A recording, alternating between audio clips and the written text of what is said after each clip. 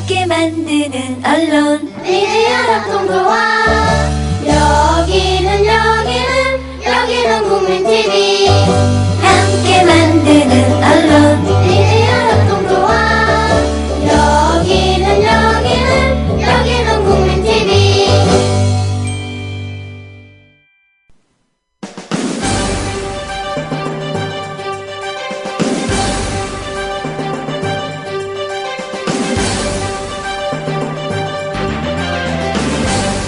정치평론가 이강윤의 오늘.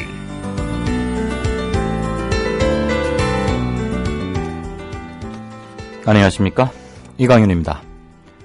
4월 23일 목요일 시작합니다. 이른바 성완종 리스트 8명 중에서 3사람을 빼고는 한 가지 공통점이 있습니다. 현 정권 초대 청와대 비서실장이었던 허태열 씨는 박근혜 후보 대선 경선 본부장, 유정복 현 인천시장은 박근혜 후보 대선 캠프 직능 총괄 본부장, 그리고 성완종 씨가 남긴 메모에 부산시장이라고만 적혀있던 사람을 정치부 기자들은 서병수 현 부산시장으로 보고들 있는데요. 서 시장은 대선 캠프 당무조정본부장이었습니다. 그리고 홍문종 의원은 조직총괄 본부장이었습니다. 성완종 메모에는 이들 4명의 이름 옆에 2억 원에서 7억 원까지 적혀 있었습니다. 이것은 무엇을 말하는 걸까요? 두 번째 청와대 비서실장이자 왕 실장으로 통했던 김기춘 전 비서실장에게는 날짜까지 곁들여서 미화 10만 달러라고 적혀 있습니다. 지금 검찰 소환 얘기가 공공연히 나오고 있는 이완구, 홍준표 두 사람의 공통점은 대선 캠프와의 직접적 관련성은 없다는 겁니다. 왜 그 두 사람만 소환 얘기가 나오고 나머지 사람들에 대해서는 한마디도 없을까요? 잠시 후 시작합니다. 부장님, 대리운전은 뭐 부를까요? 대리운전 블랙박스 주는 1800-6606 대리운전이 있지 않은가? 20회 이용시 블랙박스를 주는 1800-6606 블랙박스 대리운전이요? 그럼 검색창에 블랙박스 대리운전을 검색해보게. 홈피에는 다양한 사은품들도 있다네. 저기 부장님, 블랙박스 대리운전에서는 국민TV에 후원도 한다면서요. 자네도 블랙박스도 주고 후원도 하는 1800-6606 이용하게. 역시 대리운전은 1800-6606. 주 기자님, 지난 주말에 콘도 다녀왔는데 진짜 좋았대. 주 기자님은 콘도 회원권도 갖고 있나 봐요? 부럽다. 이번에 회원권 114 거래소에 의뢰해서 싸게 구입했다는데? 콘도 회원권은 비싸지 않아요? 회원권인데? 근데 이 콘도 회원권이라고 다 비싼 게 아닌가 봐. 회원권 114에 알아보니까 종류도 많고 다양한 상품들 엄청 많던데? 그러면 우리도 봄 여행 한번 알아볼까요? 콘도는 회원권 114에서 구입하고요. 02-544-6114번 02-544-6114번 회원권 114는 인터넷과 모바일 앱에서도 검색할 수 있습니다. 콘도 회원권 거래는 회원권 114 02-544-6114번으로 바로 전화해보세요. 오늘 진짜 인터뷰에서는 통합민주당의 주축인 현직 의원이었었죠. 그러다가 당의 해산과 의원직 박탈이라는 헌재의 결정으로 의원직을 잃은 서울 관악의뢰 이상규 전 의원 연결해서 아시다시피 최근 후보직에서 사퇴하지 않았습니까? 그거에 관한 여러 얘기들, 그리고 관악의뢰 현재 판세도 가능하다면 물어보고 그렇게 하겠습니다. 이상규 전 의원에게 꼭 이번 선거와 관련하지 않더라도 하시고 싶은 말씀이나 묻고 싶은 것 있으면 샵 인터뷰 이제 아시죠? 그거 해서 기탄 없이 올려주십시오. 최대한 반영하겠습니다. 네, 뉴스 브리핑 시작하죠.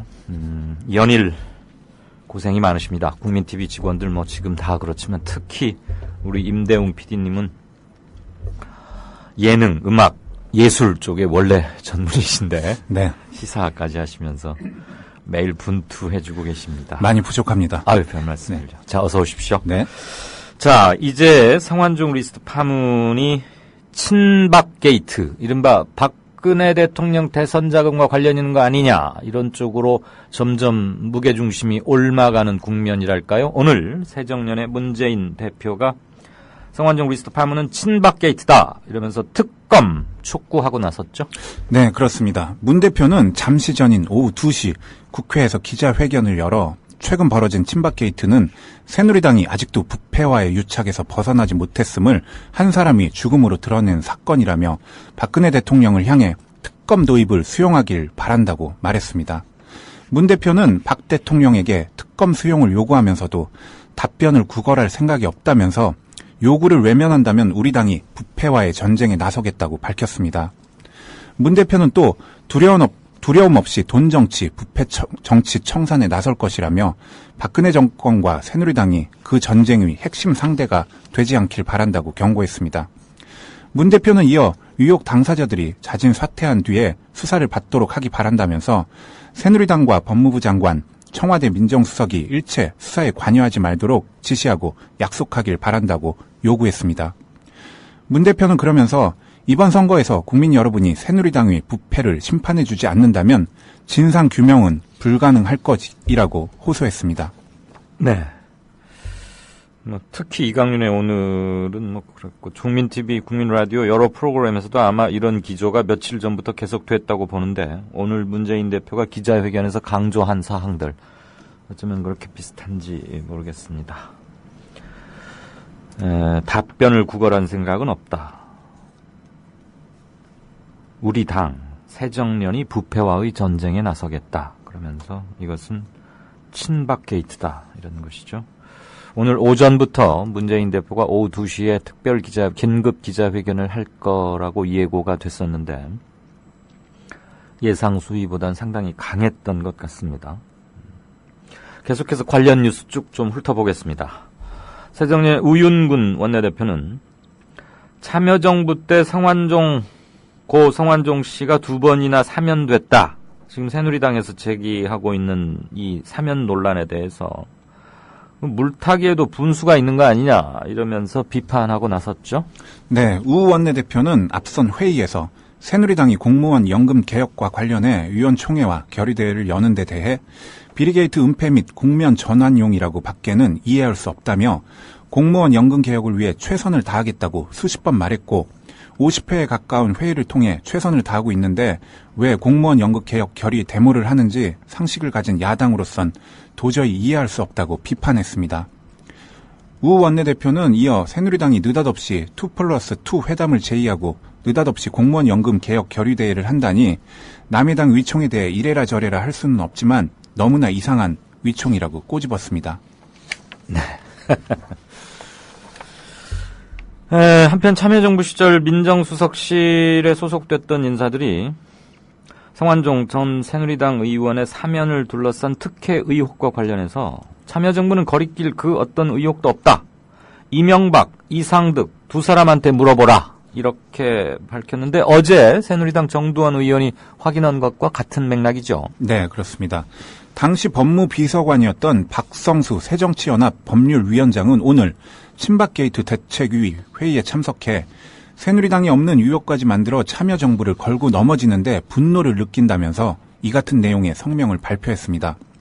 이번 성명에는 이호철 당시 청와대 민정수석과 오민수 민정비서관, 문용옥 부속실장 등도 공동으로 참여했습니다. 이들은 사면은 탕평과 화합을 도모하는 차원이므로 야당 인사가 포함된 것은 당연하다.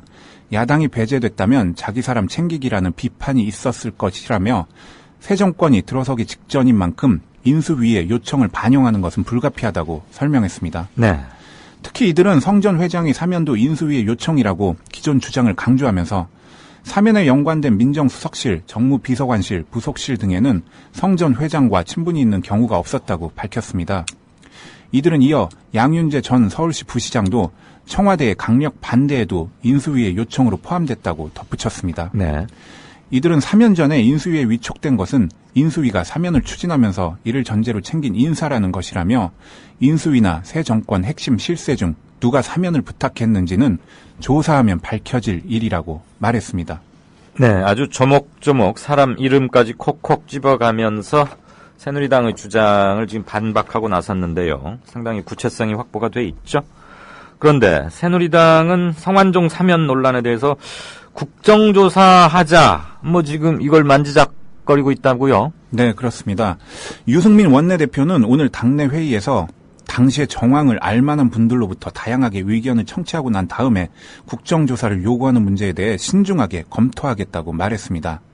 유 원내대표는 이어 사실이 무엇인지 정치 지도자가 지금 거짓말을 하는지 문제이기 때문에 당시 주도적 역할을 하셨던 당내 분들의 증언을 듣고 국정조사 여부를 결정하겠다고 덧붙였습니다. 앞서 이명박 정부 초기 청와대 법무비서관을 지낸 권성동 의원은 노무현 청와대가 특사를 주도한 명백한 증거가 있다고 주장하며 국정조사를 요구한 바 있고, 이날 최고위원 회의에서는 친박 핵심인 이정현 최고위원도 국회 법제사법위 차원의 국정조사 실시를 촉구하고 나섰습니다. 네. 다만 이명박 전 대통령 당선의 공신 중 한 명인 정두원 의원은 당시 인수위 핵심 인사가 성 전 회장의 사면과 공천까지 특별히 챙겼다고 주장해 권 의원과 엇갈린 주장을 펴기도 했습니다. 네. 유 원내대표는 회의 직후 기자들과 만나 정두원 의원이나 권성동 의원 이야기를 충분히 들어보고 결정할 것이라며 당내에서 한 목소리가 나오는 게 아니라 약간 이상한 얘기가 나오니 사실관계도 더 들어봐야 한다. 야당 대표를 겨냥하는 것인 만큼 신중하게 해야 한다고 말했습니다. 네. 유승민 원내대표는 적어도 이 문제에 관한은 매우 합리적인 자세를 아직까지는 취하고 있는 것으로 보입니다. 정두원과 권성동 이 두 사람 얘기가 좀 다르니까 일단은 사실관계를 좀 더 파악해 봐야겠다. 그리고 야당 대표, 문재인 대표를 얘기하는 것이겠죠. 야당 대표를 겨냥하는 것인 만큼 신중하게 해야 한다. 이렇게 말을 했군요. 웬만하면 개인 인기 그리고 청와대 눈치를 봐서라도 어느 한편을 부추기면서 의혹만으로도 해소할 수 있는 거 아니냐. 국회는 그런 거 따지는 곳이다. 이러면서 마구 이제 수적 수의 힘으로 밀어붙이곤 해왔던 게 여당의 원내대표들의 그동안의 일관된 모습이었는데, 유승민 원내대표의 이런 부분은 어떻게 변할지는 모르겠습니다만 현재까지는 평가해 줄 만한 구석이 충분히 있다. 그리고 여야를 떠나서 진영을 떠나서 우리 정치권이 이 정도는 모두가 상식으로 여기고 상식으로 행동하는 그런 수준은 되어야 하는 게 아닌가.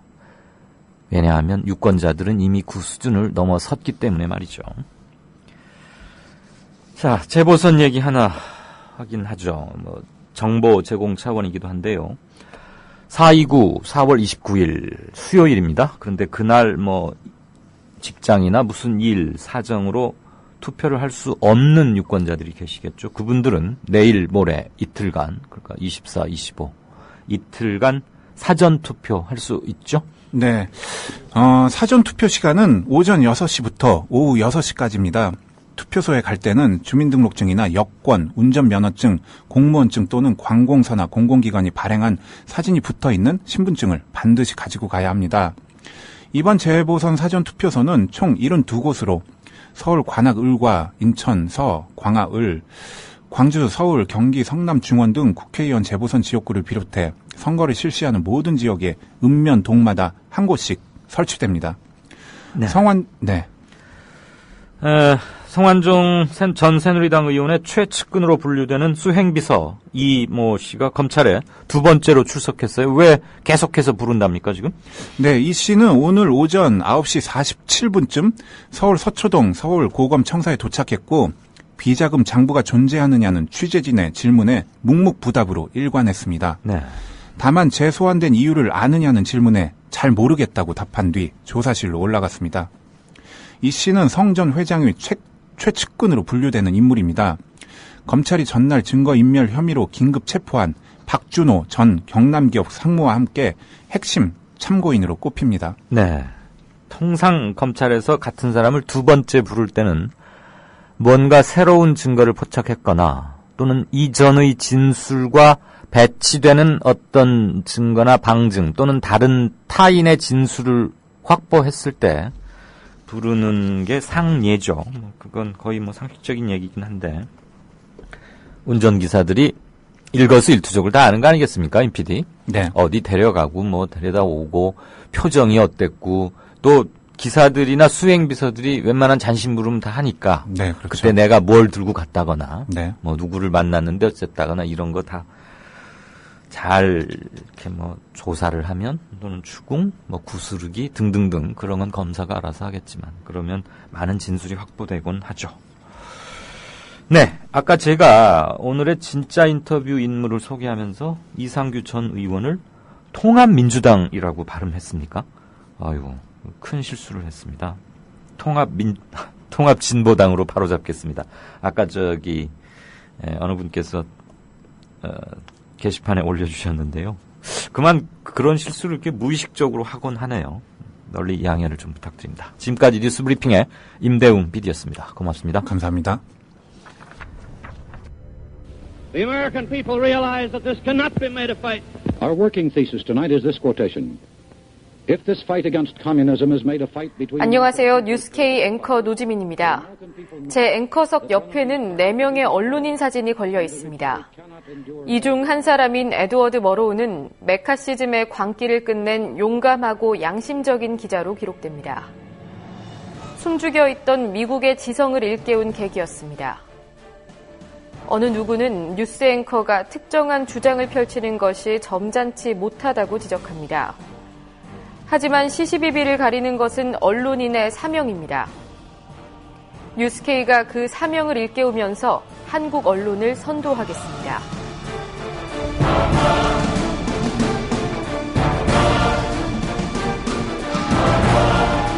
공정보도라는 미명에 몸을 숨긴 기계적 중립. 품위 품격이란 미명의 존재를 감춘 엘리트주의. 뉴스K는 하나하나 혁파해 가고 있습니다.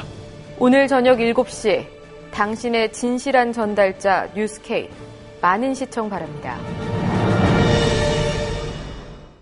네, 4시 48분 됐습니다. 원래 이 시간쯤에 어제는 여러 가지 프로그램 순서를 조금 바꾸면서 게시판을 워낙 늦게 봤는데 오늘은 제 시간에 보긴 합니다만 제 관련 얘기가 너무 많아서 그걸 빼면은 그럴 게 별로 없고 좀 쑥스럽네요. 그렇다고 지금 바로 행간을 들어가긴 조금 그렇고요. 그냥 여러분과의 소통 차원에서 말씀도 드릴 겸 또 새날이라고 어제 갔었거든요. 제가 끝날 부분에 말씀드렸는데 저로서는 처음이었고요. 인터뷰를 당한 것도 거의 없었던 일이지만 예전에 첫 번째 책 냈을 때 몇 번 어디 프로그램에 나가서 저자와의 대화 그런 건 해봤는데 거기가 1위에서 5위 사이에는 늘 든다고 하는 굉장히 열혈 그리고 충성도 높은 청취층을 확보하고 있는 프로그램 아닙니까? 아주 찾기 힘든 곳이었습니다. 옛날 저와 같이 뉴스 브리핑을 했던 송명훈 작가가 지하철역까지 나와주어서 이렇게 한 10여 분을 같이 걸어갔는데요. 도저히 혼자서는 도저히 나오는 길을 또 알 수가 없을 만큼 복잡했고 구불구불했는데 어떤 환경에서 어느 곳에서 방송을 하느냐보다는 어떤 마음으로 어떤 정신으로 그리고 어떻게 청취자들과 교감하면서 방송하는 게 중요한 거구나. 그리고 그런 게 청취율로 나타나는 게 아닌가 그런 생각을 갖게 됐고요. 제가 그 방송이 아주 좋고 팟캐스트가 지향해야 할 모든 면에 있어서의 모범적인 하나의 교과서이자 전범이다 그런 생각을 하는 건 아닙니다. 다만 지금 국민TV도 걱정들 많이 하시고 조금 어려움에 처할 수 있습니다만 훨씬 적어도 국민TV 외관보다는 더 좀 열악해 보인다고 할까? 그런 곳에서 방송들을 하고 계셨습니다. 그런데 그 프로가 그렇게 많은 청취층을 확보하는 데에는 뭔가 그 프로만의 장점이 있을 것이고, 어떤 분께서 어제 답변을 주셨는데 18대 대선 18대 대선의 부정선거 의혹 이런 것들을 처음부터 용기 있게 가감 없이 지적했다. 그리고 세월호에 대해서도 매일매일 하는 생방송은 아니지만 매우 성실하고 열심히 그리고 올바른 시각과 자세에서 방송을 해온 게 짧은 시간 안에 새날이 수익권에 오른 비결이 아닌가라고 저에게 사전 정보 겸 답변을 주셨는데요. 저도 그런 생각을 동의할 수 있었습니다. 분위기는 이강윤의 오늘만큼 이렇게 딱딱하거나 전혀 그러진 않았고요. 매우 자유스럽긴 했지만 적당한 유머와 핵심을 찌르는 그런 낭중 유추라고 할까요? 주머니 속의 송곳처럼 그런 건 느꼈고, 아무튼 다녀왔습니다. 가서 여기에서 90분간 방송을 하고 나면 사실 목이 좀 많이 아픈데 거기 가서 또 2시간 14분을 해서 지금 목이 오늘 굉장히 좀 좋지 않습니다. 들으시는데 좀 불편하실지 모르겠네요. 네. 배 사장님, 채널A와 TV조선은 난리가 났네요. 근데 저기 나가서 한마디씩 거두는 꼰대 평론가들, 변호사들은 왜 나가는 건지 이강윤 앵커께서 평정해 주세요. 평정입니까? 평점입니까? 점수를 매기라는 건가요? 아니면 평정? 제가 뭐 검객도 아닌데 어떻게 평정을 할 수는 없고요. 왜 난리가 났죠? 채널A와 TV조선이? 채널A는 무슨 이완구, 성완종, 이름인가 뭘로 궁합, 이런 조금 말이 안 되는, 좀 저급하다고까지 저속하다고까지 할 그런 걸로 구설에 올랐다는 얘기는 들었는데, TV조선은 또 왜 그러죠? 평점이라면은 제가 뭐라고 말하긴 좀 그렇고요. 평정 역시 저의 능력에 붙이는 말씀 같긴 합니다만, 배 사장님. 국민통합을 저해하는데 앞장서는 방송들이 아닌가. 종편들이. 제가 다들 종편에 대한 평가는 다를 텐데, 저는 종편에 대해서 굉장히 좀 마땅치 않은 입장인 이유는, 시시비비나 공정성, 이런 거는 사실 조금 저마다 주관적인 잣대일 수도 있어요. 그런데 적어도 국민 분열을 부추긴다. 최소한 국민 통합에 앞장서지는 못할 망정 아주 감정적 언사와 편향된 어느 경향의 인사들, 출연진들만 모아놓고 감정적으로 어느 한쪽에 공격을 퍼붓는, 그래서 결과적으로는 국민 분열에 앞장서는 프로들이 아닌가. 그래서 저는 대단히 마땅치 않습니다. 그 정도로 저의 평가를 하고 싶고요. 정치 이야기님께서는 돈 주니까 나가겠죠. 출연료가 상당하다는 말이 있던데 라고 하셨는데, 제가 알기로는 출연료는 결코 많지 않습니다. 네. 얼마라고 말씀드리면 아마 여러분이 안 믿으시려고 할 만큼 적습니다. 연예인들처럼 유재석급, 누구급, 이렇게 분류? 클래시파이, 뭐라고 그러죠? 등급? 아무튼 A급, B급, C급 이렇게 있지도 않을 뿐더러 아주 다급할 때, 지난 12대 대선을 앞둔 한 5, 6주 남겨뒀을 때는 갑자기 그 사람들 기준으로 몇몇 사람씩 그룹핑을 해서 조금 출연료를 더 준 그런 경우는 있습니다. 어디라고 말씀은 안 드리겠습니다만. 근데 한 군데서 그렇게 하니까 다른 데서도 따라서 했는데요.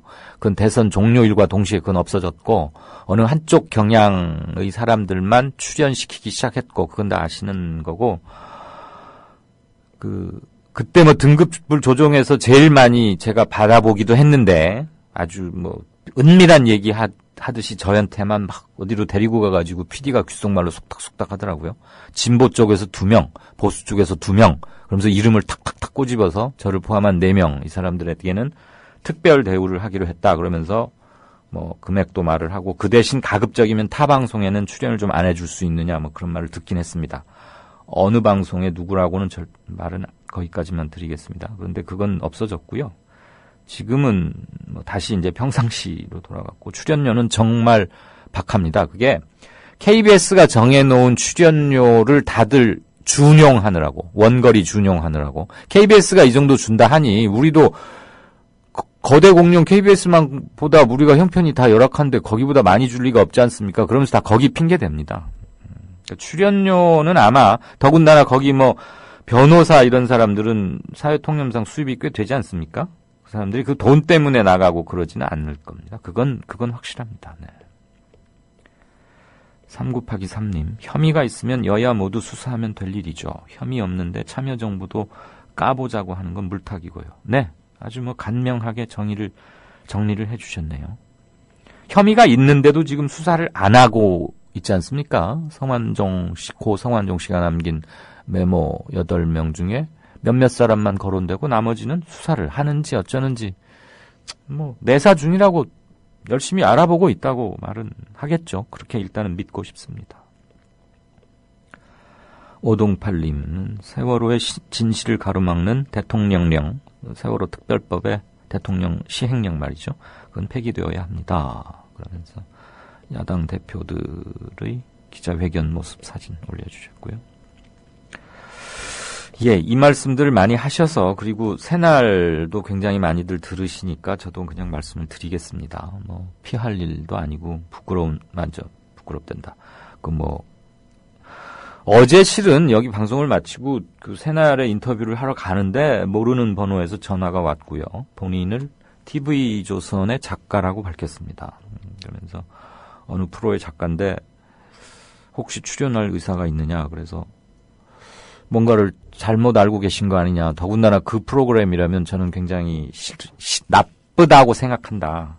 그리고 TV조선에는 나는 몇 년간 나가본 적이 없고 좀 더 잘 알아보시면 아마 저는 출연 금지자 리스트에 그것도 맨 윗부분에 있을 것이다. 다시 한번 좀 알아보시라 그랬는데 아니다. 알아봤고 윗사람한테 허락도 받고 지금 섭외 요청을 하는 거다. 그러면서 자기들 프로그램이 기존의 앵커와 주요 출연진들을 다 하차시키고 그 사람 말로 그랬어요. 완전히 리뉴얼을 했다고요. 새 단장을 했다고. 파트 2로 이름도 좀 살짝 바꾸면서 출연진 다 바꾸고 진영 간의 편파성 이런 거 최대한 없애려고 하고 있고 그래서 더 저 같은 사람한테 연락을 하게 됐다. 그래서 생방송이냐 녹화냐 그랬더니 생방송이라고 답을 했고요. 그래서 그럼 주제와 어떤 사람들이 나오는지를 알려주시라. 그리고 정말 귀하의 프로가 바뀌었는지를 몇 주일간 내가 좀 지켜본 다음에 나가는 것을 한번 얘기하면 어떻겠느냐. 그랬더니 그건 너무 늦다 그러면서 당장 내일 그러니까 오늘 나와달라는 거였어요. 그래서 그거는 불가능하고 어떤 사람들하고 어떤 얘기를 놓고 얘기를 하게 되는지 이런 것쯤은 나한테 당연히 알려줘야 하는 것이고 사실 좀 내키지 않는 점도 있다. 그래서 이제 그 정도로만 답변을 했는데 아직 주제와 그거는 오늘 저녁에나 보낸다고 하더군요. 아직 확실히 정한 건 아닙니다. 저는 다만 제가 아까도 말씀 올렸다시피 국민 분열을 조장하는 그런 프로그램에 나가서 일조하고 싶은 생각은 없습니다. 다만 뭔가 PD가 바뀌고 프로그램을 확 뜯어 고친 게 역력하고 그럴 의사가 확인이 된다면 가서 제가 하고자 하는 말, 평소에 우리 시청자분들께, 청취자분들께 드리는 말씀, 저의 철학에 맞춰서 그런 것은 굽힘없이 할 생각은 있습니다. 어디든 어느 쪽이 됐든 동종교배만 해서는 서로 발전은 없죠. 다만 가서 이렇게 잘못해서 결과적으로 이용당한다거나 또는 제가 솔직히 말씀드려서 그런 걸 당할 만큼 어리숙하거나 호락호락하지는 않습니다만 TV조선이 특히 또 종편 중에서도 좀 극렬했달까요? 방송 사고도 많이 쳤고요. 좀 품위도 없었고 그런 점이 있어서 아직 정한 건 아닙니다. 근데 지금 감동적인 인터뷰라는 닉네임을 다신 분께서 제가 어제 새날에 나가서 이 얘기가 어떻게 자연스럽게 나왔거든요. 종편의 편파성 및 이런 얘기를 이렇게 하다가 그래서 오늘 아침에 새날 팀에서 올린 파일에 보면은 이 대목이 살짝 언급된 게 있습니다. 아마 그걸 들으시고 말씀을 몇 분께서 주시는 게 아닌가 싶습니다. 이걸로 저의 지금 이 시간까지의 입장이랄까 생각은 공식적으로 답변 드린 걸로 하겠습니다. 이분 말씀은 저도 이강윤 앵커가 TV조선에 나갔으면 합니다. 생방이니까 편집될 우려도 없고 앵커 정도의 내공이시면 아이고 모르죠. 내 이빨 브릿지. 독특한 닉네임이시네요. 지금 중요한 건 누가 사면해 줬는지가 아니고 돈을 받았다는 게 중요한 건데 물타기 하는 새누리당 참 가관이네요. 네, 그렇습니다. 동의합니다. 사면해 준 시점이 공교롭게 참여정부 임기 중인 건 맞지만 대선이 끝난 이후부터는 실질적으로 청와대는 개점 휴업인 거고요. 대통령 당선인 위주로 돌아가는 것은 두말할 필요가 없습니다. 2007년 대선은 12월 19일인가에 끝나지 않았습니까? 사면 결정은 12월 29일, 30일 그때쯤 발표가 됐고요. 사면 발표는 2008년 1월 1일, 인수위원 명단 최종 발표는 2007년 12월 31일이었습니다. 이명박 당선인 측에서 해가 바뀌기 전에 서둘러 발표했고 이미 거기에 성완종이란 이름이 과학 비즈니스 벨트 소위의 서울대 자연대 학장과 함께 두 사람이 이름을 올렸습니다. 그러니까 그거는 누구든 팩트 앞에 겸손해야 되는 거 아닙니까? 그거 가지고 말고 더 이상 할 필요는 없고 명백한 정치 공세죠. 늦둥이 아빠님 견해 듣죠. 새날에서 여러 가지 이야기 잘 들었고요. 벌써 많이들 들으시는군요, 정말. 이강윤 앵커를 조금 더 알 수 있어서 좋았습니다. 그런가요? 2부는 듣지 말아주시죠. 2부에서는 제가 좀 망가졌습니다. 무슨 얘기를 하다가, 어떻게 그래가지고 아무튼 좀 많이 웃고 좀 망가졌어요. 저도 많이 후회되는데, 그거 편집해달라고 말을 할까 말까 지금 생각 중인데요. 평소에 이강윤의 오늘 생방송은 잘 못 듣고 다운받아 듣고 있습니다. 매일매일 기다려집니다. 감사합니다. 세월호에 관한 뉴스를 들으면서 세월호 승선객 중에 미국 사람이나 외국인이 단 한 명이라도 있었다면 지금 정부와 여당은 과연 이런 식의 작태로 일관하고 있을지 정말 궁금해집니다. 그렇습니다. 대체 듣고 보니까 이런 말씀, 지난 1년간 세월호를 얘기해 왔으면서도 사실 이 생각은 저는 미처 생각을 못했었네요. 뒤늦게나마 이렇게 저에게 또 한 수를 가르쳐 주셔서 대단히 감사합니다. 그때 외국인이 그러게요. 미국인이면 어쨌거나 외국 사람이라면 좀 그렇습니다. 네. 아니 도대체 정두원 의원 한마디면 끝 아닌가? 인수위 실세 중에 실세. 정두원 의원이 실세 중에 실세였죠, 당시에. 권성동 의원은 당시에는 인수위 말단 정도였고 이정현 씨는 친박계니까 드러내놓은 친박계니까 이명박 인수위에 대해서 뭘 아는 건지 따따붙다 하냐 이런 말씀이네요. 그래서 어제의 정두원 의원의 말 얘기로 증언으로 다 끝난 줄 알았는데 자꾸 물귀신 작전으로 나오니까 답답하다 그러면서 분노를 토로하셨습니다. 예, 이런 게 국민 정서고 정치 상식인 거죠. 곰곰님, 돈 받은 친박 8인 조사는 왜 안 하고 출국 금지도 안 시키고 검찰은 뭐 하나요? 야당 뒷조사하느라 너무 바쁜가요? 이런 의심을 받기에 지금 충분한 거죠. 무한대님, 칠푼이에게는 강해야 합니다. 문재인 대표의 지도력, 박원순 시장의 행정력, 이재명 시장의 결단력, 이런 것들이 국민의 희망입니다. 그러면 이 세 사람을 합쳐놓으면 가장 이상적인 야당의 지향할 만한 정치인이 되는 겁니까? 이 세 사람이 아주 페어플레이 하면서 경쟁하고 그 경쟁을 통해서 각기 몸집들을 키우고 그렇게 해서 야권 전체의 파이를 키워나가는 것, 그것도 아주 좋겠죠. 네. 모리군님, 이강윤님 새날 인터뷰 잘 들었습니다. 이렇게 많이들 들으세요? 이강윤의 오늘을 좀 먼저 들으세요. 저 목이 아파라고 하고 있는데 새날은 새벽에 올리던데 그걸 벌써도 이렇게 들으셨어요? 왠지 새날에도 이강윤님이 출연하니까 분위기가 이강윤의 새날 같았어요. TV조선 가셔서 프로그램 하나라도 꼭 정상화해 시켜주십시오. 아이고. 이러다가 막상 저 나가면 또 뭐 왜 그런데 나갔니 이러고 또 뭐 야단들 치실 거 아닙니까? 오둘휘 될 뻔님은 이 시간에 듣는 건 처음인데 반가운 목소리가 들리네요. 임박사님, 임약사님, 임피디님 이르시는 것 같습니다. 반갑다고 하시고 달구진님도 임대웅 화이팅 하셨습니다. 와이로님, 제가 통합민주당이라고 잘못 발음한 건 정정했습니다. 달구진님도 저도 그렇게 들었다. 민주당 당면부터 원위 취해라. 네. 이상규 의원한테 물으시고 싶은 거 많이 좀 올려주십시오. 우주 넘어지구님께서는 어제 JTBC 손석희 뉴스룸 기자하고 짧은 취재 인터뷰 하셨죠. 예, 요 며칠 사이에 한 3번 한 것 같습니다. 전화로 그냥 이렇게 해서 한 15초, 20초, 15초 안에 뭐 한두 문장으로 하려니까 어떻게도 휙 지나가는 거였는데 보셨군요. 후루루님, TV조선 혹 출연하시기로 결정하면 판 좀 확 바꿔놓고 오세요. 아이고, 이거, 저 혼자 가서 뭐 뒤집는다고. 글쎄, 뭐 쓴소리를 할 생각은 충분히 있습니다만, 글쎄요, 여러분이 이렇게 말씀해 주시면. 곰곰님, 조선이 약 먹었나요? 웬일이래요? 이강윤쌤이 조선 분위기 바꿔주시면 좋겠어요.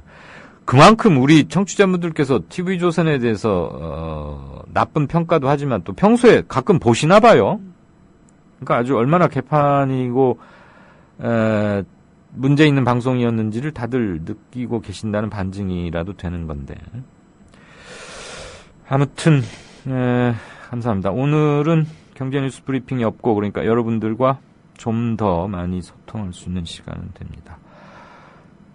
이상규 의원에게 뭐 야권 후보 단일화 문제, 현재 판세 이런 것들, 그런 것들도 함께 좀 올려주시면 다 반영하겠습니다. 국민 라디오를 또 국민 TV를 읽는다? 미디어 협동조합 콘텐츠의 관문, 국민 TV 뉴스를 아시나요? 뉴스K 등 국민 TV의 모든 기사, 조간 브리핑 등 국민 라디오의 인기 콘텐츠, 주요 방송의 녹취와 뉴스메이커와의 대담, 주요 원고 대본이 여러분을 기다립니다. 국민 라디오와 국민 TV를 한눈에 만나세요. news.국민.tv 모바일 접속은 m.news.국민.tv.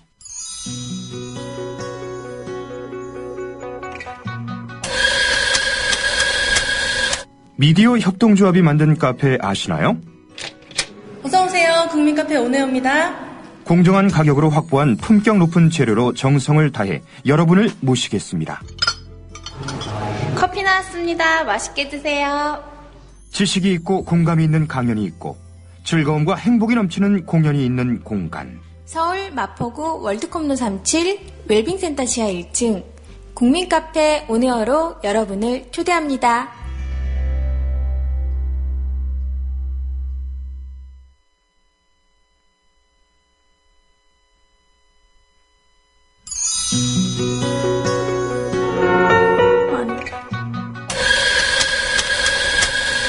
미디어 협동조합이 만든 카페 아시나요? 어서오세요. 국민카페 오네오입니다. 공정한 가격으로 확보한 품격 높은 재료로 정성을 다해 여러분을 모시겠습니다. 커피 나왔습니다. 맛있게 드세요. 지식이 있고 공감이 있는 강연이 있고 즐거움과 행복이 넘치는 공연이 있는 공간. 서울 마포구 월드컵로 37 웰빙센터 지하 1층 국민카페 오네어로 여러분을 초대합니다.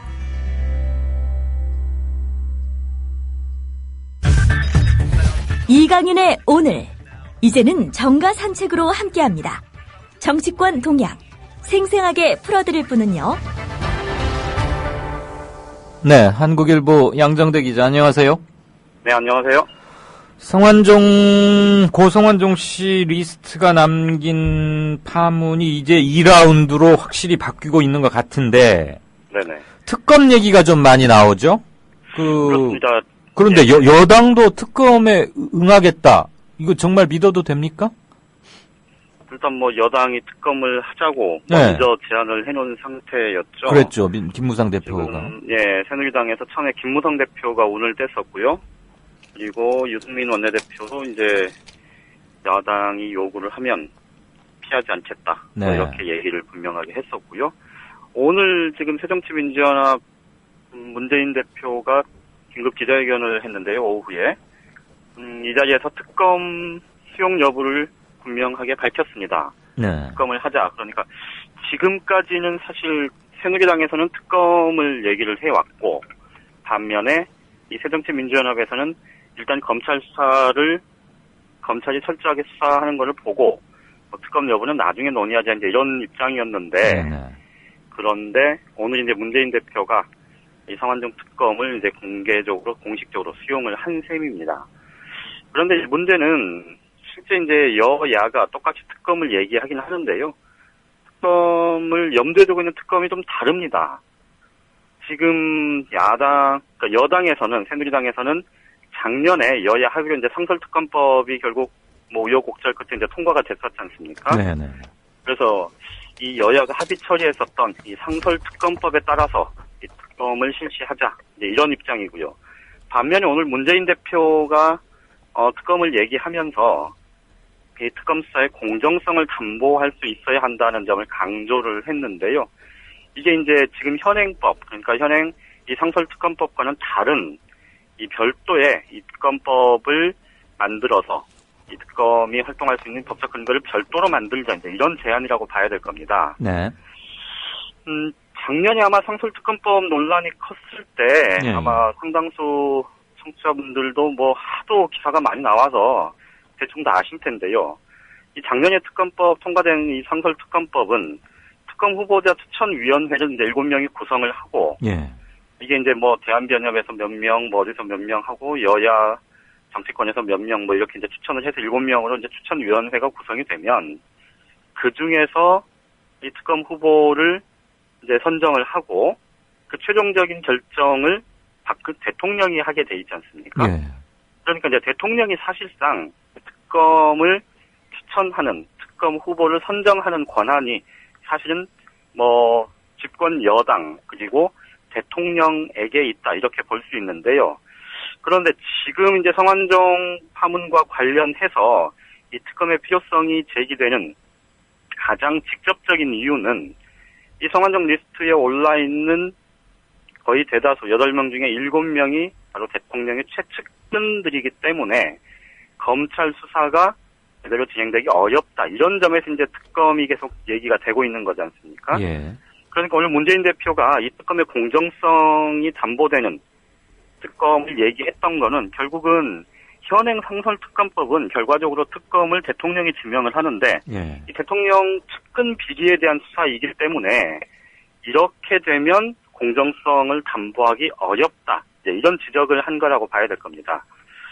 박근혜 대통령이 귀국 이후에 명확한 입장을 밝히라라고 얘기를 분명하게 문재인 대표가 했는데요. 결국은 여야가 이제 모두 특검을 얘기하지만 실제 생각은 조금 다른, 뭐 조금이 아니고 뭐 전혀 다른, 방향 자체가 전혀 다른 그런 특검을 얘기하고 있는 상황입니다. 그럼 어떻게 전망하세요? 그렇게 동상이몽이면 네네. 그렇지 않아도 특검은 항상 말은 요란한데 어떻게 진통 끝에 만들어지면 막상 그 성과를 내는 경우는 의외도 참 적었었어요. 거의 없기가 십상이었는데 그렇죠. 이렇게 예, 예. 각자가 셈법이 다르고 동상이몽으로 특검을 출범시킨다 한들 그리고 뇌물수사의 특성상 안 그래도 뭐 증거 찾기가 참 힘든데 더군다나 지금 뇌물을 공여했다고 하는 사람은 사망했기 때문에 더 이상 추가 진술을 할 수 없는 상황이고. 그렇죠. 네네.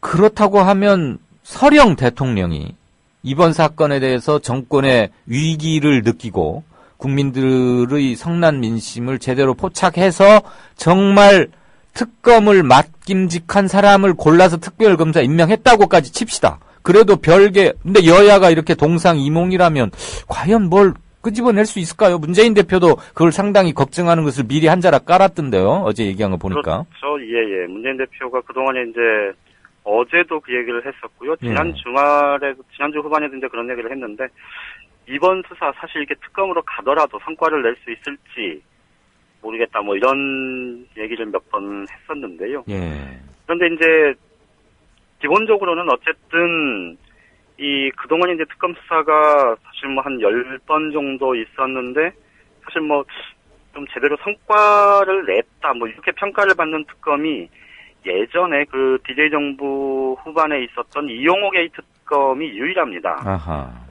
그러니까 이제 보통 특검이라는 게 이제 검찰이 한번 수사를 하고, 예. 그 수사 결과에 대해서 미진하다, 이런 정치권의 판단이 있었을 때, 이제 그에 대해서 추가 수사를 하게 되는 건데, 예. 사실은 그런 절차를, 그러니까 똑같은 내용을 이제 뭐 의도적으로 은폐하거나 그런 수사가 아니었다면 사실은 특검이 검찰이 한번 훑고 간 사건에 대해서 이 새로운 팩트를 찾아내서 그 팩트에 의해서 이 상황을 달리 해석하는 그런 수사 결과를 내놓기가 사실은 좀 쉽지는 않죠. 네네.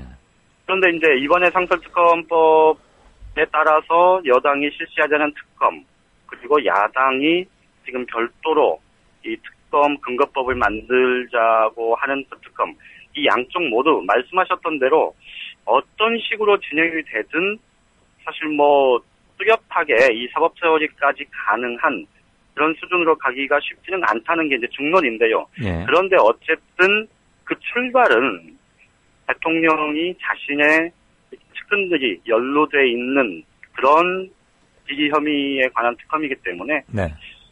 명분상으로 보면 문재인 대표의 제안이 좀 더 설득력을 가질 가능성은 높습니다. 예. 그런데 이제 다만 지금 현재 국회를 통과한 이 상설특검법이 야당의 주장에 의해서 먼저 논의가 시작됐고 여야 합의로 국회를 통과한 특검법이라는 점에서 보면 네. 또 다른 측면에서의 명분 논란이 또 불거질 수도 있거든요. 아하. 그러니까 문재인 대표가 제안했던 게 형식적으로는 맞는데 실제로는 맞지만 형식적으로 보면 여야가 상설특검법에 지난한 논의 과정을 거쳐서 합의 처리를 했던 것인 만큼 예. 그 법을 근거로 이 특검을 추진하는 게 맞지 않느냐라는 논란도 충분히 제기될 수 있어요.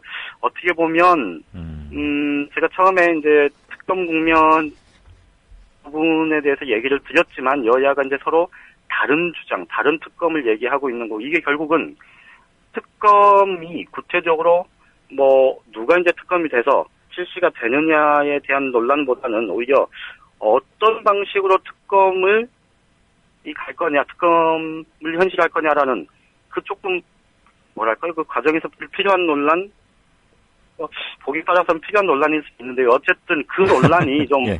한 차례 좀 거쳐가야 할 관문이 될 수밖에 없을 것 같습니다.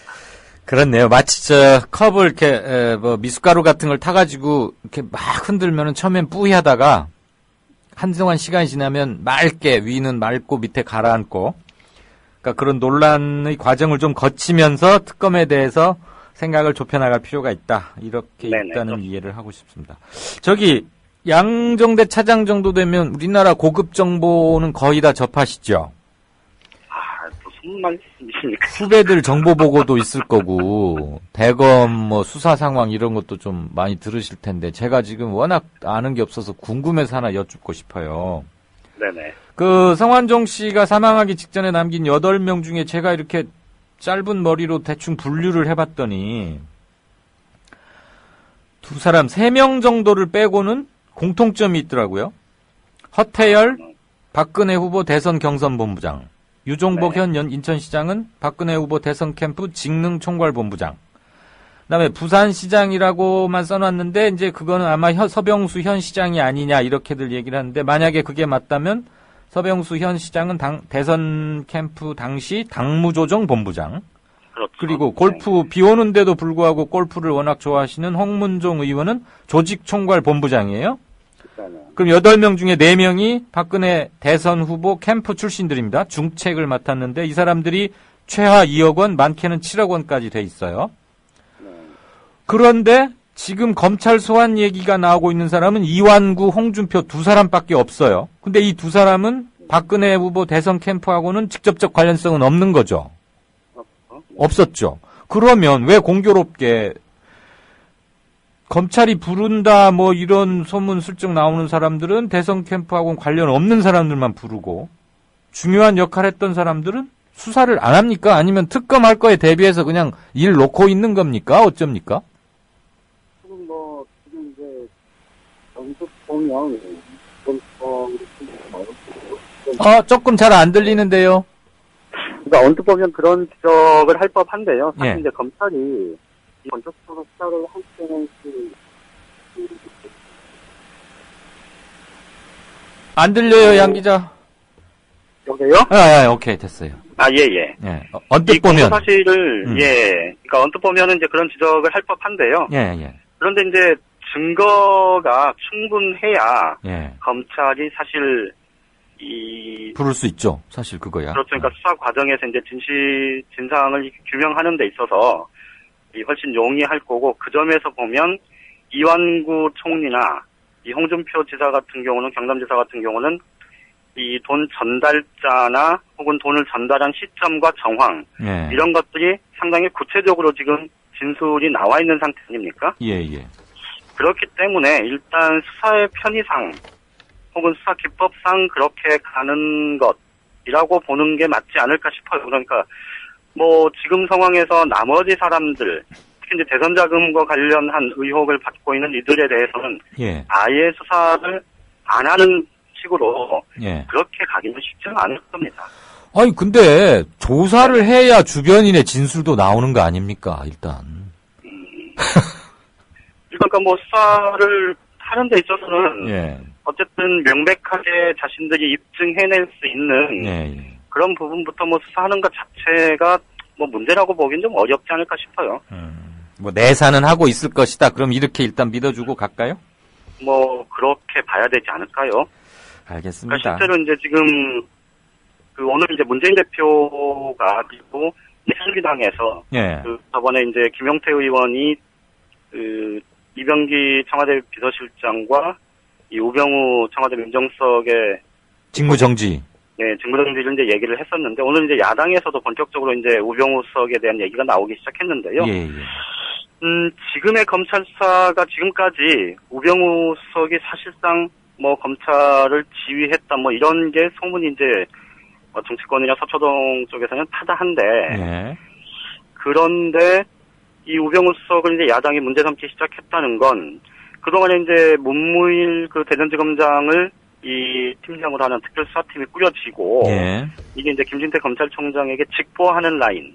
그런데 들리기로 듣기로는 문무일 이 팀장하고 우병우 수석하고 조금 사이가 별로 안 좋다는 소문도 있고, 예. 그리고 김진태 검찰총장이 그래서 이 수사팀장한테서 직보를 받는 체제로 그렇게 이제 운영을 한다 이런 얘기가 있어서, 사실 야당에서는 지금의 수사팀의 검찰 수사를 일단 먼저 보자 이런 분위기가 꽤 많이 있었거든요. 네. 그런데 이제 오늘 문재인 대표가 특검 수용 가능성을 얘기한 건 아까도 말씀드렸듯이 이제 똑같은 말은 특검인데 이제 서로 생각하는 바는 좀 다르고, 대신 지금 여당에서 성완종 특사 관련한 논란으로 이렇게 분위기 반전을 시도해 보려다가 잘 안 되고, 네. 여기다가 이제 오늘 공무원연금 개혁 가지고 이렇게 밖에 나와서 예. 야당에 대한 극한 집회도 하고, 예. 이런 과정들을 보면서 사실은 조금 국면 전환의 필요성을 야당에서도 좀 느꼈다 이렇게 봐야 될 것 같고요. 예. 그래서 이제 이 특검 국면으로 가는 과정에서 아까도 말씀드렸듯이 이 특검 수사의 현행 상설특검법에 따른 특검 수사가 정당한지, 대통령 최측근 비리 관련해서, 예. 그리고 이제 이것에 대한 논란이 진전이 되면 될수록 이 우병우 청와대 민정수석에 대한 얘기, 그를 둘러싼 논란, 이것도 점차 커질 수밖에 없을 겁니다. 그렇겠네요. 이 부분을 이 부분이 어떻게 진전되는지도 좀 하나의 관전 포인트일 것 같습니다. 맞습니다. 우병우 민정수석한테까지 가면은 이제 사람 딱 특정해놓고 몰고 간다. 그럼 그때면 거의 3라운드로 가는 게 아닌가 이런 생각도 들고요. 그렇죠. 네네. 예. 여보, 양 기자 댁에 유선전화 하나 놔드려야겠어요. 라고 후다닥이라는 청취자분께서 방금 올리셨어요. 유선전화 집에 있긴 있는데요. 이 시간 집에 있을 시간이 아니요. 예, 잘 들었고 내일 이강윤의 오늘 청취자와의 만남에서 그리운 얼굴 한번 정말 보도록 하십시다. 예, 고맙습니다. 네, 오늘 잘 들었습니다. 네. 네. 정가산책 지금까지 한국일보 정치부의 양정대 차장이었습니다. 미디어 협동조합원 여러분, 조합비 납입하고 계신가요? 조합원의 기본 의무는 1인당 월 1회 11,000원 이상의 조합비를 납입하는 것입니다. 조합비로 국민TV의 모든 콘텐츠를 만들고 그렇게 해서 세상을 바꾸는 힘을 하나하나 축적해갑니다. 미디어 협동조합 홈페이지 국민.tv 또는 서울 전화 3144-7737로 신청하실 수 있습니다.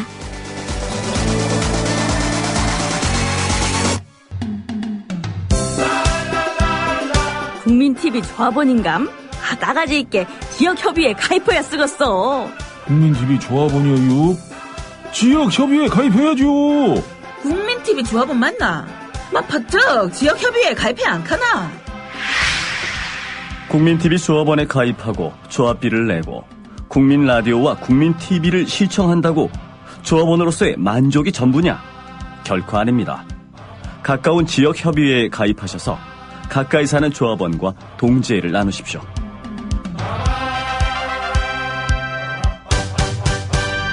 자세한 가입 안내는 미디어 협동조합 홈페이지 지역협의회 게시판을 참고하시면 됩니다. 정치평론가 이강윤이 함께하는 국민라디오 이강윤의 오늘.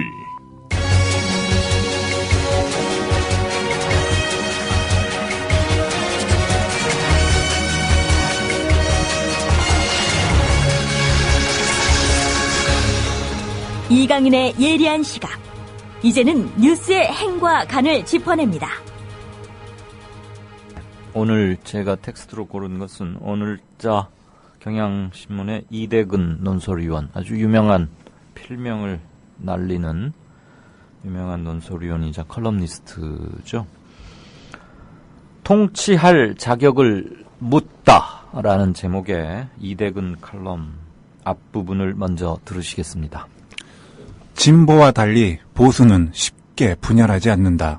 기득권 체제의 보호막 안에 있는 보수는 단기 이익, 개별 이익이 기득권 체제와 충돌해도 좀처럼 도전하지 않는다. 기득권이 온전하기만 하면 언젠가는 보상을 받을 수 있다는 믿음 때문이다. 한국처럼 안정적인 기득권 구조에서는 그런 장기 보상이 가능하다. 그래서 보수는 더 큰 이익을 위해 잠깐의 손해를 감수하면서 기다리는 쪽을 선호한다. 1:1 동시교환 같은 거래를 할 이유가 없다. 상응하는 대가를 바라지 않고 선의로 주면 언젠가 선의로 응답하리라는 기대, 그게 바로 성완종 경남기업 회장이 말한 의리와 신뢰가 가능한 배경이다. 그런 교환 방식은 이명박 정부 때만 해도 잘 통했다. 이명박의 형을 비롯한 거의 모든 측근들은 공평하게 나눠 가졌다. 모두 파티에 참여할 수 있었고 모두가 만족했다. 그런데 박근혜 정부 들어서 기득권 분배에 약간의 문제가 생겼다. 집권 세력은 궁지에 몰렸고 민심이란 호랑이를 달래기 위해 떡 하나를 줘야 했다. 기득권을 위해서는 뭐든지 할 수 있는 게 또한 보수다. 성 회장이 말한 의리와 신뢰는 그렇게 깨졌다. 네. 도입부부터 아주 핵심을 탁 찌르고 들어가죠. 제가 참 좋아하는 선배이자 글을 이렇게 좀 써야 한다 그런 생각을 늘 갖고 2번, 3번씩 읽는 컬럼니스트 중에 하나입니다. 그래서 오늘 고른 건 아니고요. 지금 오늘 이대근 칼럼의 핵심은 현 대통령에게 과연 대통령의 자격이 있느냐, 계속 국정 담임, 국정 운영을 맡길 뭐가 있느냐, 이제 이런 근본적인 질문을 던집니다. 저는 매우 용기 있는 지적이자 지금 국면이 그만큼 위중한 국면이다. 위중이란 말이 여당 측에게는 위기라고 해석이 될 것이고 야당 측에게는 비상한 대응이 필요하다. 이렇게 해석이 되겠죠. 그 위중이란 말은 저는 특별히 시비 붙거나 그럴 수는 없는 단어라고 생각을 하고요. 물론 그건 제가 지금 판단을 하는 겁니다. 제가 고른 말이기도 하고요. 이대근 의원의 얘기를 조금만 한두 대목 더 들으면 한국은 보수 정권이 통치하기 쉬운 사회다. 재벌 경제라는 든든한 물적 기반, 그리고 항상 사회의 다수파를 차지하는 보수, 그들의 이익과 가치를 대변하는 주류 언론, 그리고 언제라도 다용도로 활용할 수 있는 북한이라는 존재, 이런 것들이 합쳐져서 보수 계열의 세력이 수월한 통치를 하도록 보장을 해준다 이거예요. 게다가 현 단계는 야당 지지자들에게는 아픈 대목일 수 있겠지만 이대근 의원의 진단은 이렇습니다. 현 단계는 약한 야당이라는 행운마저 겹쳐 있다. 이 정도면 땅 짚고 헤엄치기는 아니더라도 보통 정도는 할 수 있어야 한다. 그런데 박근혜 정부는 못하고 있다. 왜? 무능하기 때문에. 이게 지금 이대근 위원의 지적입니다. 제가 아까 통치할 자격을 묻다라는 컬럼 제목만 말씀드렸을 때, 그리고 우리 임대웅 PD께서 차분하게 읽어주신 앞대목까지만 들으셨으면은 틀림없이 태생적인 문제점, 현 정권 출범의 태생적인 문제점, 그리고 그 이후에 불거진 온갖 정치적인 사건들, 국정원 대선 댓글, 간첩, 조작, 세월호 수습 지지부진, 급기야는 유가족들을 폭도 대하듯이 하고 말이죠. 그 다음에 인사가 아주 그냥 엉망이 되어버린 이런 것은 굳이 강조하지 않더라도. 그런 것들이어서 그만두라 소리냐 이러셨으리라고 이렇게 짐작하셨을 거라고 생각하는데 이대근 의원의 논지 전개는 그게 아닙니다. 이렇게 좋은 조건인데도 이렇게밖에 못하느냐? 그러니까 당신은 무능하다. 무능함이 입증됐으니까 이 무능한 선장에게 배를 계속 맡길까? 저는 아주 참신하게 들었어요. 앞부분의 논거로 공격을 하면 그것은 정치적 공격이라는 반발을 불러오겠죠. 그리고 신문사 논설위원이 정치하나, 특정 정파를 대변하나, 이런 소리를 반발을 불러올 수도 있겠지요.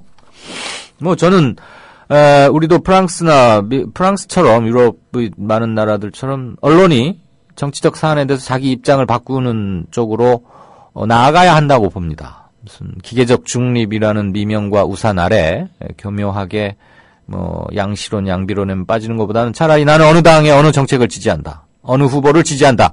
어느 후보는 이게 문제라고 생각한다. 이렇게 말할 수 있어야 한다고 봅니다. 사실 대선 국면에서는 그렇게 많이 하고들 있기는 하죠.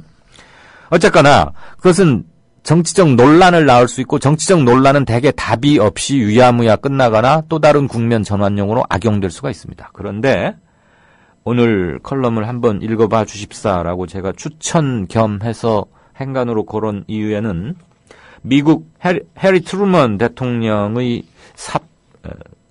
사례에도 귀담아 들을 만한 일화이자 타산지석이지만 그거에 앞서서 현 정부의 무능과 이거에 대처하는 야당의 올바른 자세 이런 것들을 함께 짚고 있다는 점에서 저는 일독을 꼭 한번 권해드리고 싶고요.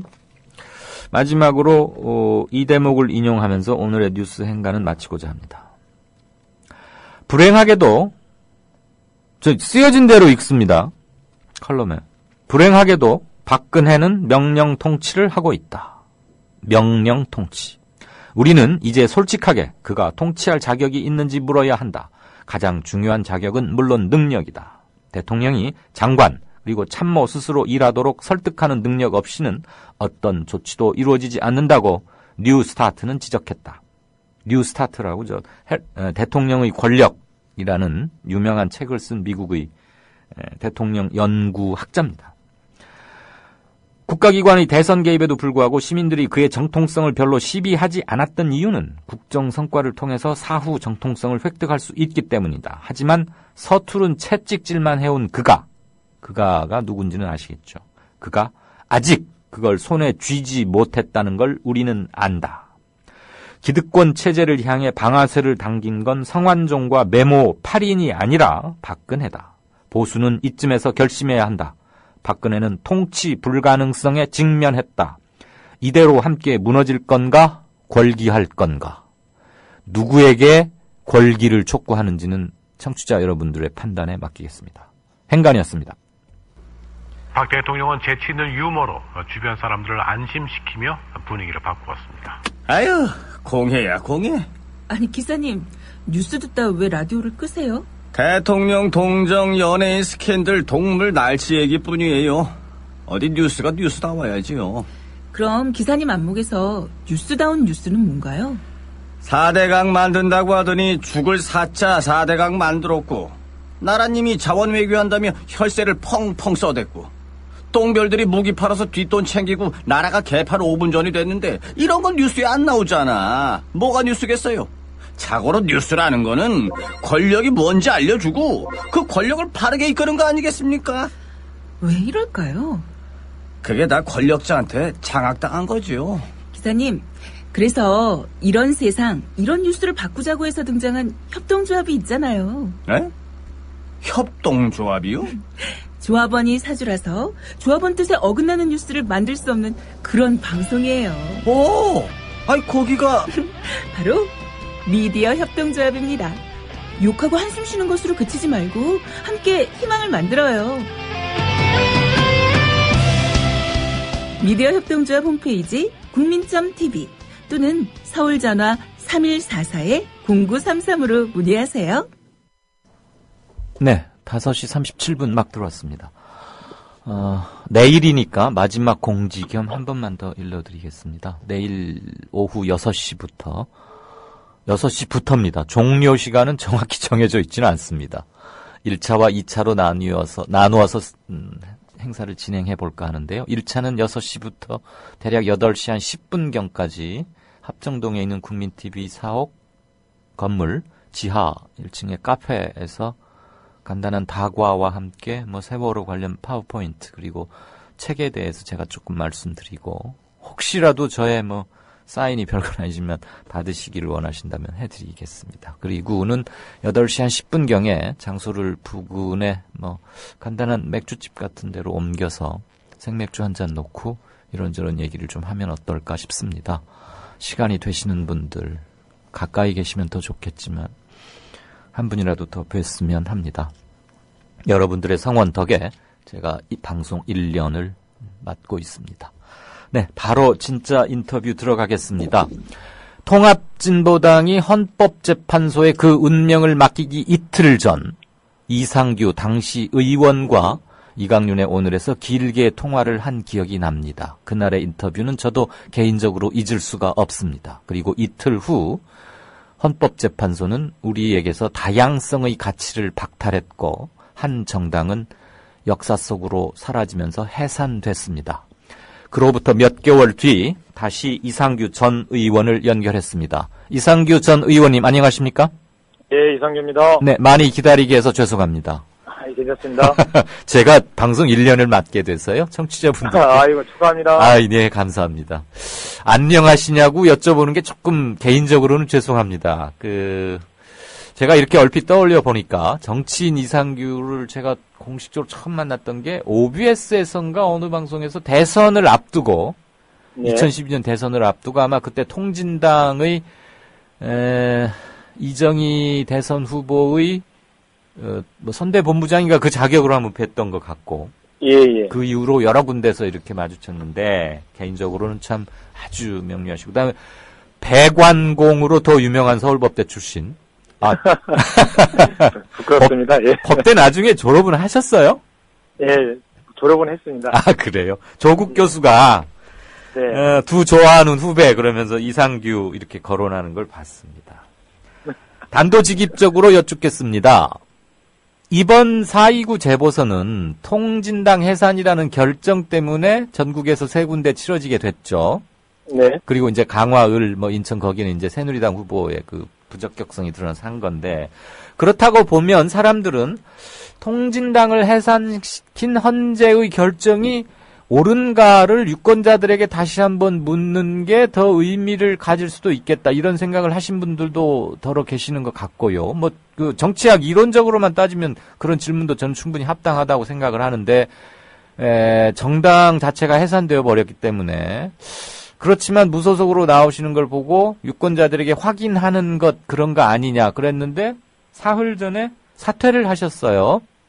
물론 사퇴 후 보도는 됐습니다만 다시 한번 만약에 사퇴를 보도한 보도물에 좀 미흡하다고 느끼셨다면 지금 이 자리를 빌어서 다시 한번 사퇴를 결정하는 이상규가 후보직 사퇴의 의미를 한번 강조해봐 주시겠습니까? 그러니까 야권 후보가 난립을 했고요. 네. 원래는 헌재 결정이 다 잘못됐다고 한 정당들이나 그런 측에서 다 후보를 냈어요. 예.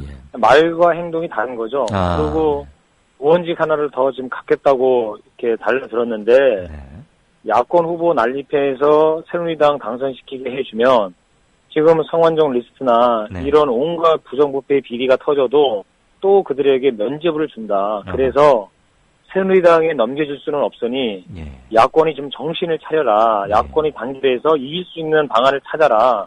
그런 말을 제가 피눈물로 한 거였습니다. 그러니까 야권 후보 난립의 문제점을 몸으로 일깨우기 위해서 후보 사퇴라는 초강수를 뒀다. 네, 그렇습니다. 그러면요. 청취자분 질문이기도 합니다. 매우 날카로운 질문이라고 생각이 되는데요. 결국 새누리당 후보의 당선을 막으려 사퇴라는 고육책을 택하셨다면 통진당 해산이 옳으냐라는 것을 유권자들에게 한번 묻는 절차, 그리고 통진당이 그동안 추구해왔던 가치 또는 취해왔던 기존의 정치적 취지로부터는 조금 벗어나는 거 아니냐. 물론 그 충정은 이해를 하지만 조금 벗어나는 거 아닙니까? 라는 질문을 주셨습니다. 청취자분 전혀 그렇지 않죠. 답변하시겠습니까? 전혀 그렇지 않습니다. 네, 답변하시죠. 예. 그러니까 전혀 그렇지 않다고요. 그래도 그건 다른 답변이 필요한 게 아니라 네네. 아니 새누리당이 당선되면 뭐라고 얘기하겠습니까? 헌재 판결이 맞다고 하는 것을 국민들이 인정해줬다, 시인해줬다고 얘기할 거 아니에요. 그리고 헌재 판결이 잘못된 것을 확인하려면 최소한 새누리당은 당선되면 안 되는 거죠. 근데 알겠습니다. 그거하고 이거하고 분리시키는 거는 제가 볼 때는 뭐 전혀 잘 모르고 하시는 소리인 것 같습니다. 아니 뭐 이분께서는 나름대로 진보적 가치를 추구하는 그 견지에서 아마 질문을 주신 걸로 저는 이해를 합니다. 어쨌거나 선거는 현실이고 당락은 매우 중요한 결과를 낳기 때문에 사퇴를 결심한 그것은 전달이 됐다고 이해를 하겠고요. 그러면요. 그런데 이 후보가 사퇴를 함에도 불구하고 야권 후보가 단일화가 되지 않아서 결국 새누리당 후보가 당선이 된다면 결국 이 후보의 그 결단은 무위로 그치고 마는 건데 차라리 사퇴할 때 나는 어느 후보로 단일화되었으면 좋겠다를 명시하지 않았습니다. 특별한 이유가 있습니까? 반학은 그 3파전으로 하면은 반드시 야권 후보가 이기게 돼 있습니다. 야권 후보가? 예, 3파전으로 치우면 지난번에 저도 3파전에서 제가 당선이 된 거고요. 그때 김희철, 이상규, 오신환. 예, 그렇게 그러니까 나왔군요. 역대 관악 선거에서 새누리당이 33% 또는 34% 이 정도 선을 넘어선 적이 없어요. 네. 그러니까 뭐 박원순 시장이 서울시장 당선될 때 또 구청장 선거에서도 다 당선되는 분들이 김희철 의원하고 제가 얻은 표를 합산하면 66%가 되는데 다 그 정도 선에서 항상 그러니까 1대1로 붙어도 야권표가 66이고 나눠지더라도 66이 나눠지는데 오신환 후보가 33을 갖고 가잖아요. 예. 그럼 아슬아슬하네요. 아니죠. 2명 중에 한 사람이 20%를 가져가면 다른 사람이 46%로 10% 이상 압승하는 겁니다. 예, 지난번에 김희철 전 의원이 28%를 가져갔고 제가 38%로 당선이 된 거거든요. 예, 그때 오신환 후보는 역시 4%를 얻었고요. 예. 그러니까 그러니까 이제 저까지 포함한 4파전일 때는 실제로 불안하다. 네네네. 이렇게 되는데 이게 3파전으로만 압축되면 그러면은 반드시 야권이 이깁니다. 물론 저는 두 후보가 한 걸음 더 나가서 단일화를 할 수 있을 정도로까지 갔으면 좋겠다 싶은 생각은 있지만 그렇게 되지 않더라도 현재 구도는 무조건 야권이 승리하는 구도입니다. 그곳에서 선거를 치러본 사람으로서 거의 확신에 가깝게 말씀하실 수 있다 이거죠. 예, 이건 뭐 100%입니다. 예. 아, 그래요? 네. 그러면 후보를 사퇴하신 분께 이런 걸 질문 드리는 건 조금 뭐 좀 잔인하게 들려서 죄송합니다만, 현재 새 후보 간, 그러니까 새누리당 후보와 새정년 후보와 정동영 후보, 이 세 후보 간의 순위나 뭐 그 지지율은 어떻게 판단하고 계십니까? 글쎄요, 이제 뭐 새누리당은 기본 30%를 가져가고 후보 개인기나 네. 또는 주변 상황에 따라서 좀 더 플러스 알파가 될 텐데 예. 이번에 성완종 리스트 이 파문 때문에 플러스 네. 알파가 쉽지 않을 거고요. 예. 그 다음에 정태우, 정동영 두 사람 중에 네. 야권 표를 누가 가져가느냐가 결국 핵심인데 네. 지금 표가 이제 막판에 쏠릴 거거든요. 예. 그 이행자 네, 시의원. 새정치연합 시의원이 탈당을 하고 1000명 당원을 데리고 지금 정동영 지선언을 했거든요. 예, 들었습니다. 그러면 이제 1000표가 정태호 후보 측에서 빠지고 정동영 후보 측으로 간다는 건데. 네, 그럼 2000표 차이가 나는 거네요. 실제로는 가족들 표를 생각하면 이게 한 3000표란 말이에요. 아하, 네. 그러니까 이게 이제 6000표 효과가 있는 거죠. 네. 플러스 마이너스 합쳐지니까. 예. 그리고 이제 저쪽 고시촌 쪽 신림동에 있는 젊은 층 이상규를 지지하는 네. 젊은 층의 향배가 어디로 갈 거냐. 네. 이제 민주당원이자 저를 지지했던 분들 같은 경우는 뭐 정태 후보를 지지할 거고. 예. 민주당원이 아니었으면서 저를 지지했던 분들은 정동영 후보한테로 갈 가능성이 있고. 예. 그렇게 이제 어느 한쪽으로 표가 이제 쏠리게 되면. 네. 한쪽으로 균형추가 이렇게 기울어지는 순간 쫙 가게 돼 있습니다. 그거를 유권자들이 서로 눈치를 챌 수 있습니까? 후보들은 느낄 수 있어도 유권자들은 모래처럼 흩어져 있는데 누구한테 간다더라 이거가 그렇지 않습니다. 그래요? 제가 이 관악에서 이제 지난 12년 총선 치르고 그 이후에 지방선거 치르고 하면서 보니까 예. 지금도 동네를 다니면 호남표가 그 표심을 얘기를 안 해요. 호남표가 표심을 얘기 안 하고 그분들 스스로도 지금 다 말을 아끼고 있어요. 현재 여론조사는 그러니까 거의 반쪽이라고 보시면 돼요. 아. 예. 그러니까 응답률 자체가 낮을 뿐만 아니라 워낙 낮고. 응답률도 낮을 뿐만 아니라 네. 정말 선거를 하려고 하는 사람들이 지금 다 이렇게 숨죽이고 있어요. 아. 그런 상황이어서 이 막판 주말에 서로 간에 연락과 연결을 쫙 한다. 그러면서 누가 된다더라 하면서 그냥 이게 눈에 보여요. 그럼 이번 주말이 분수령이 되겠네요. 그렇습니다. 예. 그 정동영 후보가 몇몇 군데에서 발표한 최근의 여론조사는 문제가 있다 그러면서 실제 관악 을 지역의 연령별 유권자 그 구성비와 여론조사 샘플로 삼았던 그러니까 전화를 끝까지 응대한 431명의 연령별 부속에 너무 차이가 많이 나서 이건 왜곡이 심하다. 그리고 뭔가 정치적 목적을 갖고 있는 근데 그 조사에서 정동영 후보가 큰 차이가 나는 3위로 나왔기 때문에 그러면서 그걸 규탄한 적이 한번 최근에 있었는데 저는 이상규 전 후보께서 보시기에 정동영 후보 측의 그런 여론조사 문제점에 대한 지적 일리가 있다고 보십니까? 그거는 뭐 서로 간의 정치적 공방인 거니까요. 네. 정태우 후보가 크게 앞서는 여론조사에 대해서 정동영 후보 측에서 문제제기 삼을 수밖에 없고 또 정동영 후보 측이 크게 앞서는 여론조사는 거꾸로 정태우 후보 측에서 문제제기 하겠죠. 아니 정동영 후보가 앞선 여론조사가 있었습니까? 그런 여론조사도 있습니다. 아 있긴 있나요? 대부분은 정태우 후보가 앞선 걸로 나오는 것 같던데. 대부분 그렇죠. 대부분은 지금까지 그랬는데 네네. 지금 뭐 캠프에서 한 여론조사도 있고 각 정당에서 한 여론조사도 있고 이런 건 이제 발표가 언론을 통해서 안 되는데 그렇죠. 언론이 직접 한 게 아니기 때문에 예.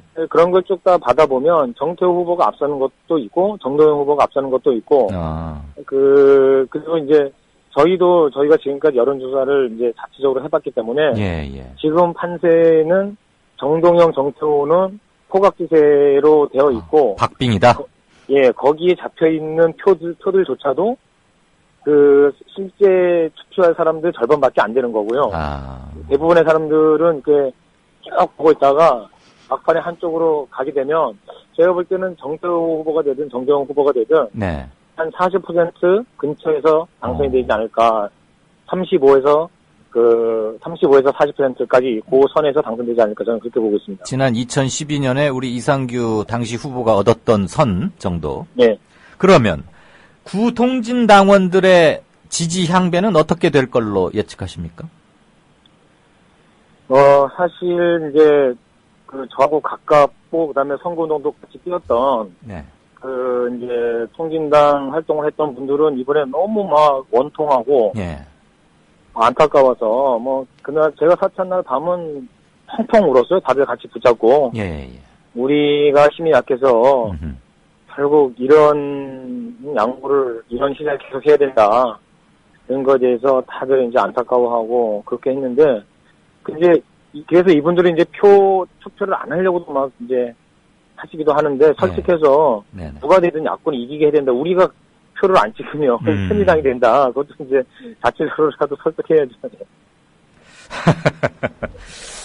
아예 뭐 투표를 보이콧하고 싶은 심정도 뭐 이해는 갑니다만 굉장히 크죠. 지금 전략적인 판단을 하자라고 지금 이전 후보께서는 독려하고 계시다 이런 거죠.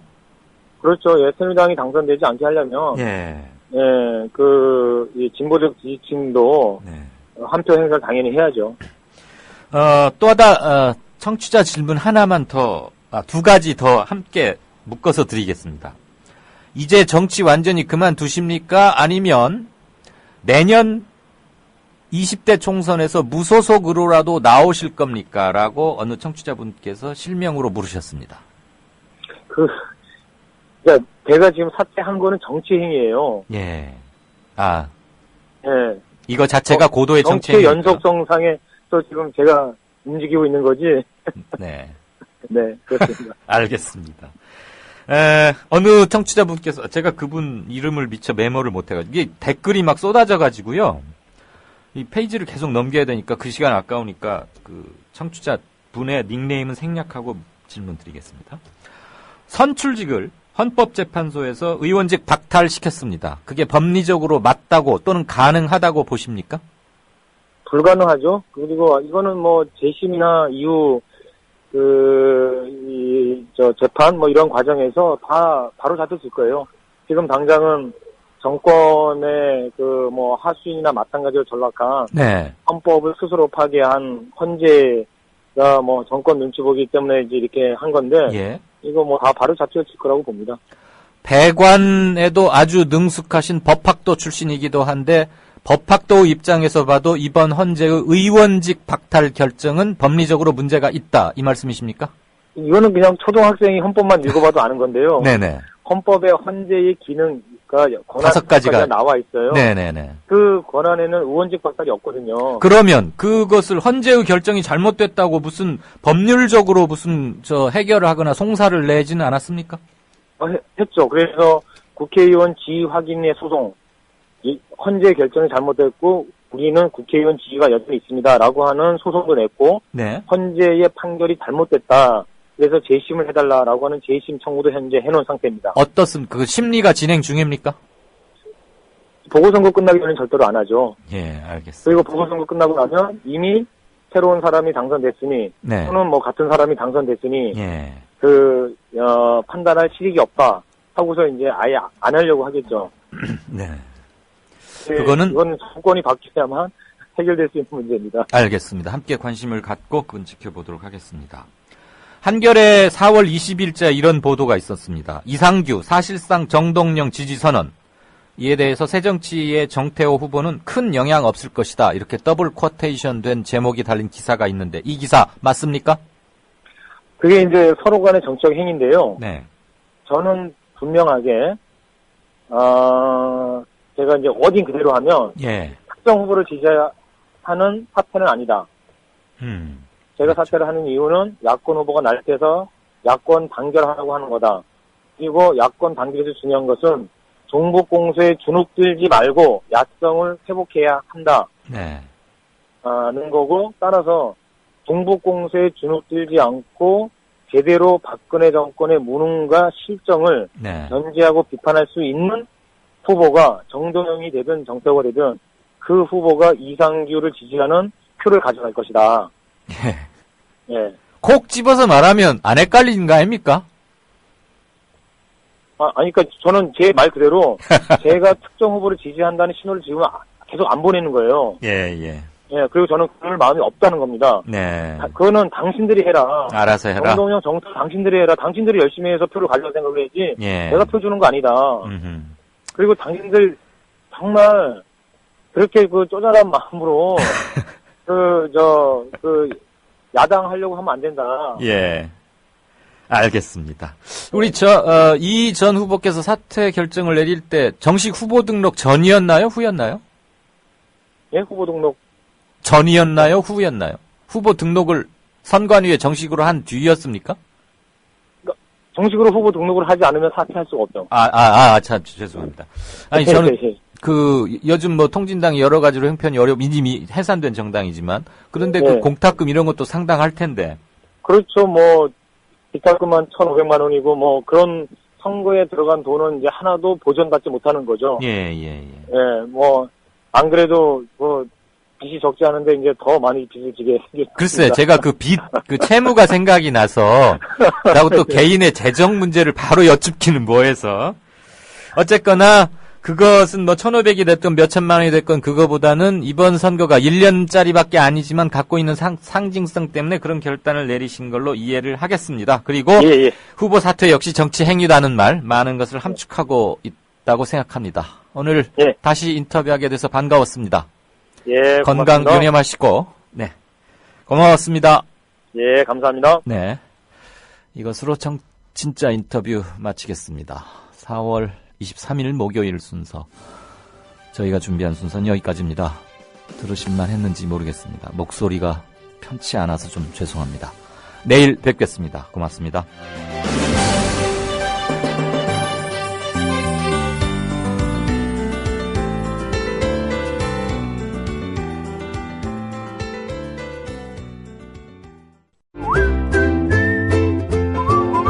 국민라디오 팟캐스트 응원하는 가장 쉬운 방법 아시나요? 다운로드하기, 별점 주기, 댓글 달기, 구독하기. 국민라디오 팟캐스트 널리 알리는 가장 쉬운 방법. 다운로드하기, 별점 주기, 댓글 달기, 구독하기. 기억하세요. 다운로드하기, 별점 주기, 댓글 달기, 구독하기.